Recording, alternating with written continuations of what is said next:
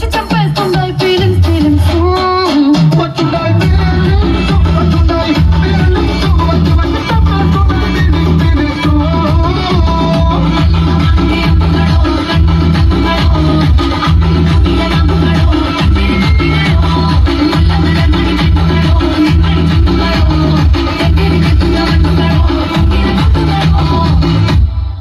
wow super అసలు తగ్గేదేలే very good నాన్న ఓకే సత్తుపల్లి పిల్లలు రండిరా ఇట్లా వచ్చేసేయండి